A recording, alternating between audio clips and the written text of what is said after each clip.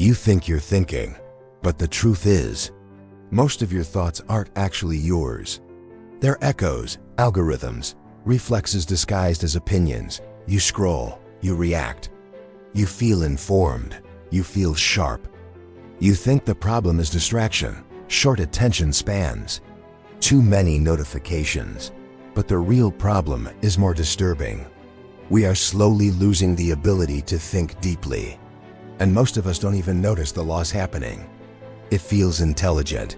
It even feels meaningful. But it's a simulation. Wait, notice something strange? You can probably remember the last 20 videos you watched. But can you remember the last idea that rearranged the structure of your mind? Exactly.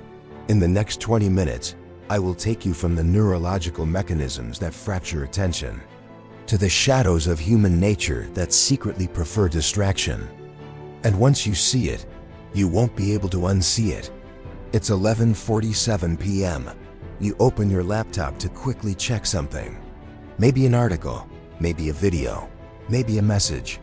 40 minutes later, you have 17 tabs open. One about productivity, one about diet, one about how to optimize sleep, one about minimalism. Ironically, you feel mentally full, but strangely, yet none of them stayed long enough to challenge you. You didn't think. Like walking through a bookstore and reading only the first sentence of every book, and convincing yourself you've read them all. Another moment. You're in a conversation. Someone asks you a complicated question. What do you think about AI? Capitalism?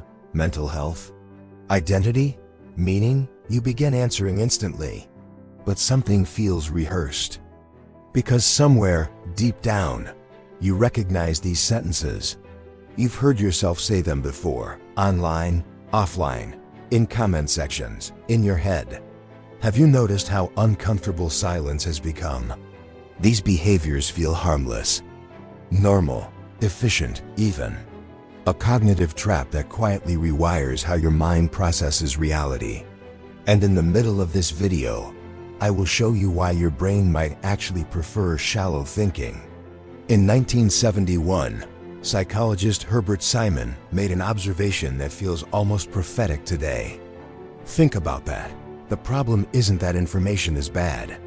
Your attention is not elastic. It does not stretch infinitely. It fragments. Every time you switch context, your brain pays a price. Part of your mind stays behind, stuck in the previous task. You never fully arrive anywhere. Imagine trying to read a novel. But after every paragraph, someone interrupts you and asks you to solve a puzzle, then shows you a meme, then plays a song, then shows you a new idea that contradicts the previous idea. You don't develop understanding, but it prevents depth. Depth requires something uncomfortable. Time without stimulation, time without certainty, time without conclusion. The brain begins adapting to fragmentation. Neural pathways strengthen for rapid context switching. Thinking becomes skimming. Reflection becomes reaction. Understanding becomes pattern recognition without integration. Because deep thinking requires something the modern environment punishes: cognitive solitude. If you think that's unsettling enough. Carl Jung believed that the greatest danger to human consciousness is unconsciousness itself. Not ignorance, unconsciousness. Because when you are unconscious, it exposes the fragile scaffolding holding your identity together. Because real thinking is not just intellectual, it is existential. To think deeply is to risk discovering that parts of your life are built on assumptions you never chose, beliefs inherited, values absorbed, ambitions implanted. So what happens when thinking deeply threatens those adaptations? We resist, we scroll. We distract ourselves with complexity instead of confronting truth. It allows contradictions to coexist peacefully. It allows us to feel informed without feeling responsible. It allows us to signal intelligence without enduring transformation. It destabilizes relationships, careers, identity, belonging. Have you ever noticed how uncomfortable it feels when an idea truly challenges you? The social mask that allows us to function without confronting the chaos underneath. Deep thinking threatens the mask. Not your productivity system, not your personality type, not your political alignment. Just you, and that silence is terrifying.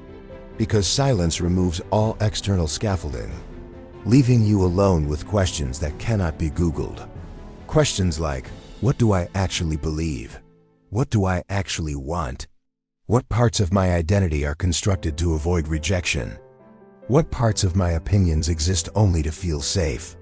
And perhaps the most destabilizing question of all, if nobody validated my thoughts, would I still think the same way? I know what you want right now. You want a productivity technique, a reading list, a morning routine, something efficient, something optimized, something that promises cognitive depth in 7 easy steps. Stay with me. I'm not here to preach. I'm here to offer experiments, not solutions. Tomorrow, set a timer for 10 minutes. No music, no phone, no notes, no stimulation. Sit somewhere neutral and bring a single question with you. Something unresolved in your life. Something ambiguous, something uncomfortable. Then do nothing. Watch what happens. Within seconds, your mind will attempt escape. You will feel urges to check something, research something, clarify something.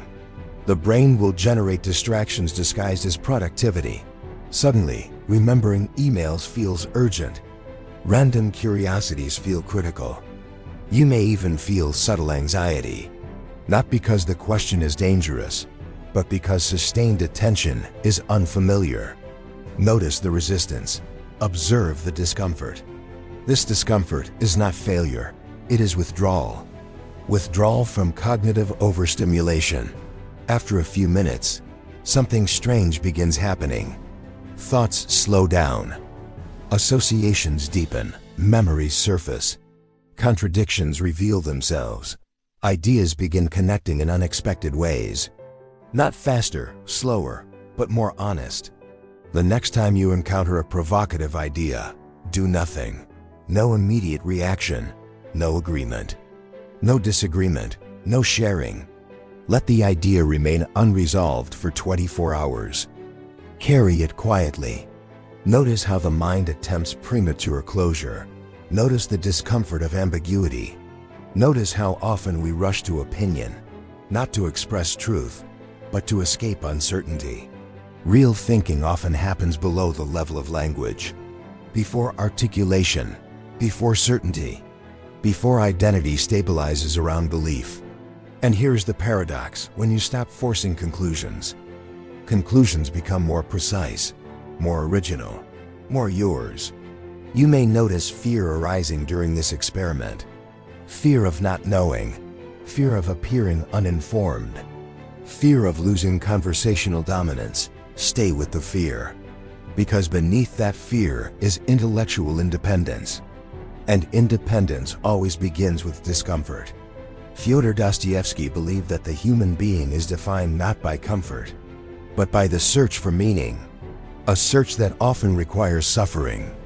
Aldous Huxley warned that the greatest threat to freedom is not oppression, but distraction, not censorship, but triviality, because triviality consumes the space where meaning might emerge. Yet here is the grace hidden inside this crisis. The ability to think deeply is not lost, it is dormant, buried beneath noise, beneath urgency, beneath the illusion that speed equals intelligence. Depth is still available. It always has been. Children demonstrate it naturally. Watch a child become absorbed in a question. Why is the sky blue? Why do people lie? What is death? Children do not rush answers. They live inside questions. Perhaps the tragedy of adulthood is not that we lose curiosity, but that we lose tolerance for unanswered questions. We replace wonder with efficiency, mystery with explanation, exploration with performance. But meaning does not emerge from speed. Meaning emerges from sustained encounter with reality, with contradiction, with uncertainty, with ourselves. And perhaps reclaiming depth is not about becoming more intelligent, but becoming more honest. Honest enough to admit, I don't know. Honest enough to stay. Honest enough to listen. Even when nothing speaks immediately. Maybe the question is not, can we think deeply again? Maybe the real question is, what are we avoiding by never allowing our thoughts to fully form? What truth might be waiting, just beyond the discomfort of silence? Somewhere in your life, there's a question you have postponed thinking about, not because you are incapable, but because you suspect the answer might change you. What is that question?